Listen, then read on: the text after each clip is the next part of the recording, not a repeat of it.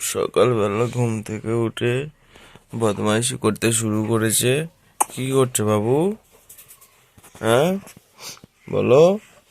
ঘুমাচ্ছে না, সারা রাত ঘুমাবে না, এখনো বদমাইশি করছে। বলো, কি হয়েছে? হুম, বাবু, বদমাইশি শেষ নেই। কি দেখতে? দেখো, এই দেখো, এই দেখছে উপরে, মশারির উপরে কি আছে ওটা দেখছে। খেলা করছে, একা একা খেলা করছে।